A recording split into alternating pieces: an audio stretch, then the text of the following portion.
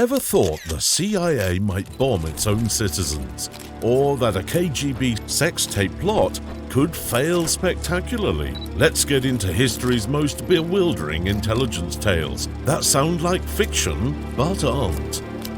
The 1960s, not just about hippies and psychedelic rock, but also the playground for some rather questionable government decisions. Case in point, Operation Northwoods. And no, it wasn't a camping trip. Consider the Cold War, the aftermath of World War II, where the US and the USSR treated the world less like a global community and more like their personal game of Risk.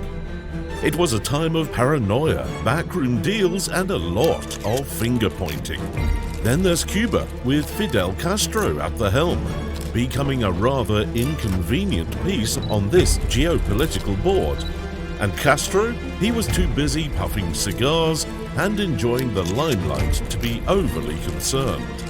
The Cuban Missile Crisis, still a sore point. So the US, in its infinite wisdom, thought, how do we deal with the communist threat lurking so close to home? And no, diplomacy wasn't their first choice. The CIA's answer? A plan so audacious it'd make even the most seasoned spy novelists raise an eyebrow. Their bright idea? Let's orchestrate attacks on our own people, and then pin it on Castro. A strategy straight out of a bad spy novel. Disturbing? Absolutely. The targets weren't just military installations, but also unsuspecting civilians.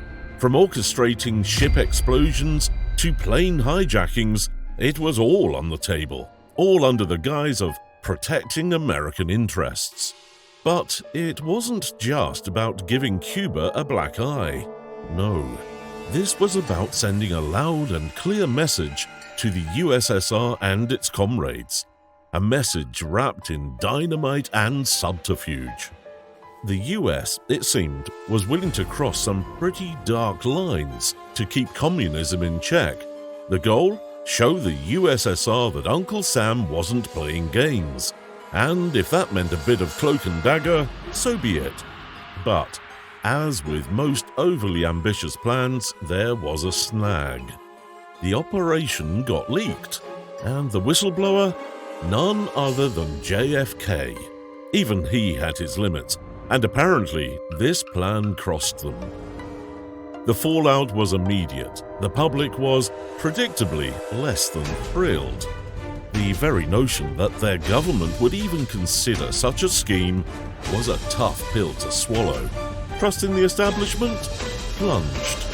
Today, Operation Northwoods stands as a rather uncomfortable chapter in the annals of US intelligence, a glaring testament to just how far governments might stray under the guise of national interest.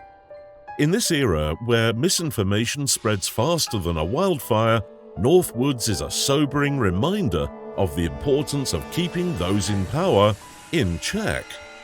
So, next time you dismiss a conspiracy theory as too outlandish, give a nod to Operation Northwoods, because sometimes history outdoes fiction in sheer absurdity.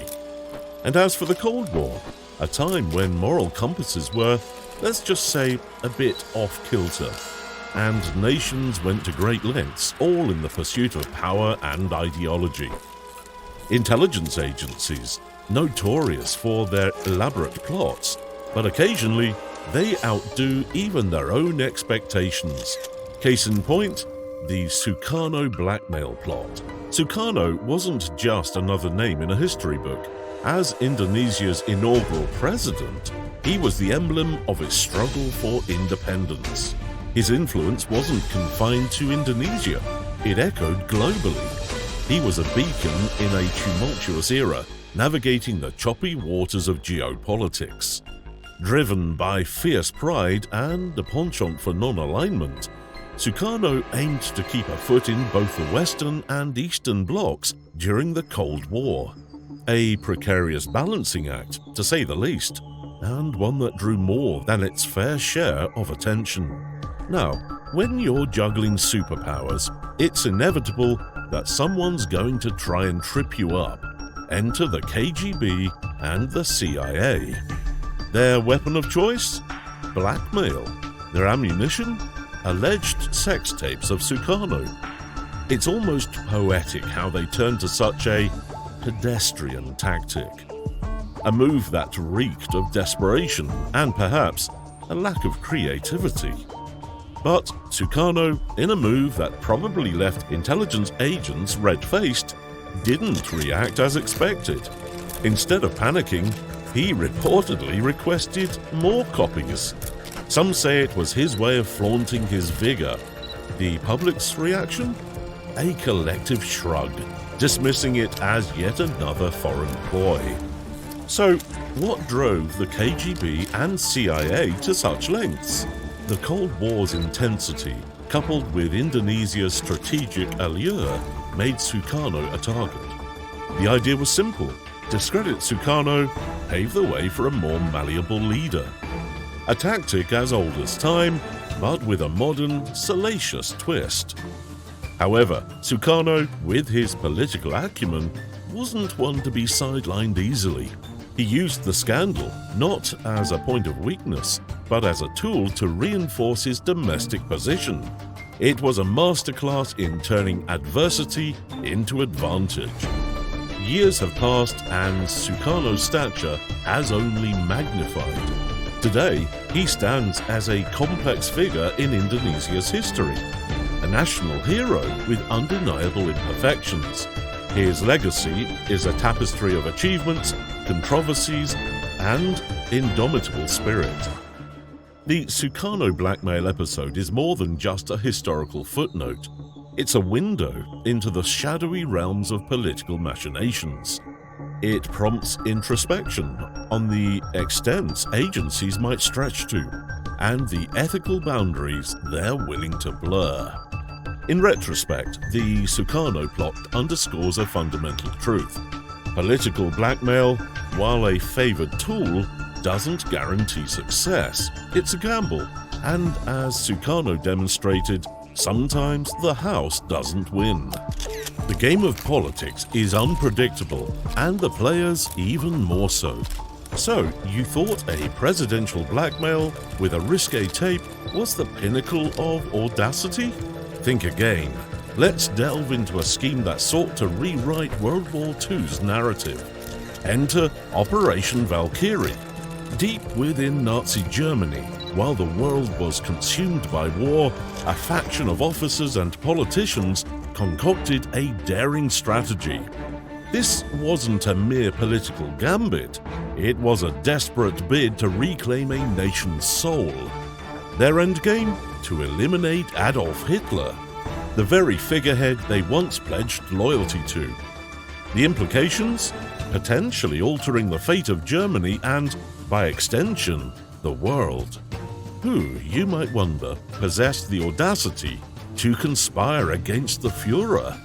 Klaus von Stauffenberg stands out, an army officer, not swayed by charisma but by a profound aversion to Nazi principles. He wasn't alone in his dissent. Whispers of discontent echoed through the corridors of power.